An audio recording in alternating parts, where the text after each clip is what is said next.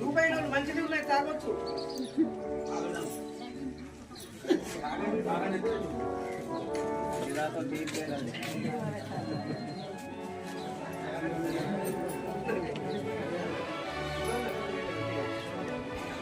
అందరికి అందరికి వాళ్ళకి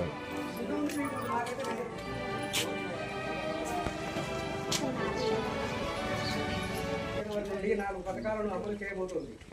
ఈ పథకాల వివరాలు గ్రామంలో ప్రజలకు తెలియజేసి వారి అభిప్రాయాలను సేకరించడానికి ఈ గ్రామ సభ ఏర్పాటు చేయడం జరిగినది. మన గ్రామంలో నివసిస్తున్న అర్హులైన అందరూ లబ్ధిదారులకు ఈ పథకాల కింద సహాయం అందించాలనేదే ప్రభుత్వం యొక్క ఉద్దేశం. ఈ 4 పథకాలు: ఇందిరమ్మ ఆత్మీయ భరోసా, 2 రైతు భరోసా, 3 కొత్త రేషన్ కార్డులు, 4 ఇందిరమ్మ ఇండ్లు. ఫస్ట్ ఐటెం ఇందిరమ్మ ఆత్మీయ భరోసా.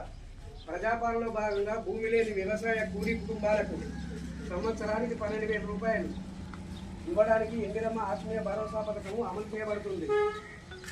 మహాత్మా గాంధీ జాతీయ గ్రామీణ ఉపాధి హామీ పథకంలో నమోదు చేయబడి 2023-24 ఆర్థిక సంవత్సరంలో కనీసం 20 రోజులు పనిచేసిన భూమి లేని వ్యవసాయ కూలీ కుటుంబానికి ఈ ఆర్థిక సాయము అందించడం కొరకు ఏర్పాటు చేస్తున్నాం. పై కార్యక్రమాల్లో ఇంకనూ మిగిలిపోయిన అర్హులైన లబ్ధిదారుల నుండి దరఖాస్తులు స్వీకరించి వారిని కూడా ఇందిరమ్మ ఆత్మీయ భరోసా పథకంలో చేర్చడం జరుగుతుంది. రైతు భరోసా.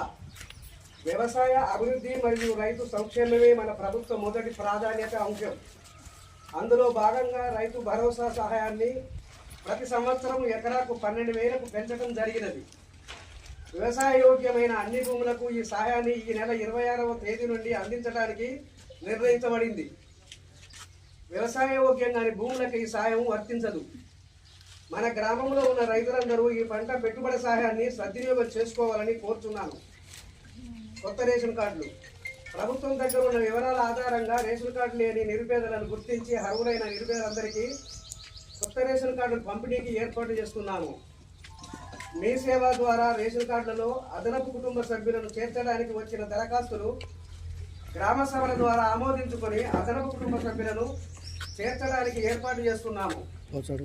ఇంతేకాకుండా ఎవరైనా కొత్తగా దరఖాస్తులు ఇవ్వదలుచుకుంటే వీటిని కూడా స్వీకరించి పరిశీలన చేయబడతాయి. అదేవిధంగా ఈరోజు గ్రామ సభకు హాజరు కాలేని వారు మండల కేంద్రంలో ప్రజాపాలన సేవా కేంద్రాల్లో కూడా దరఖాస్తులు ఇవ్వవచ్చు. వీటిని కూడా పరిశీలన చేయబడదు. పరిశీలన పూర్తయిన తర్వాత అర్హులందరికీ రేషన్ కార్డులు జారీ చేయబడతాయి. ఇందిరమ్మ ఇల్లు. గ్రామ సభలలో మన గ్రామంలో ఇల్లు లేని వారి నుంచి దరఖాస్తులు స్వీకరించాము.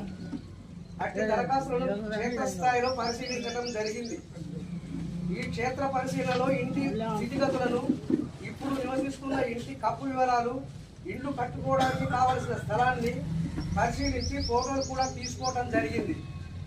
40 ఏళ్లలోపు యువ వితంతువులు, పారిశుద్ధ్య కార్మికులు, అంగవైకల్యం కలవారు, భూమిలో నిరుపేదలు, ఎనర్జియస్ కూలీలు మరియు ట్రాన్స్జెండర్స్ ప్రత్యేకంగా గుర్తించడం జరిగింది. ఇల్లు కట్టుకునేందుకు స్థలం ఉన్న వారిది ఒక జాబితాగా, స్థలం లేని వారిది 2వ జాబితాగా ఈ గ్రామ సభలో మీ ముందు ఉంచుతున్నాము. మీ ముందు ఉంచిన వివరాలు సరిచూసుకోవాల్సిందిగా కోరుతున్నాము. అభ్యంతరాలు ఏమైనా ఉంటే తెలియజేయగలరు. ప్రజాపాలనలో దరఖాస్తు చేయని వారు చేసినా కూడా ఈ జాబితాల్లో పేరు లేని వారు గ్రామ సభలో దరఖాస్తు పెట్టుకోగలరు. లేనిచో మండల మున్సిపల్ కార్యాలయంలోని ప్రజాపాలన కేంద్రాలలో దరఖాస్తు చేసుకోగలరు.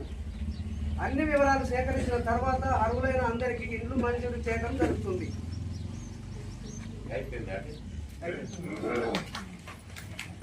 Thank you for the government.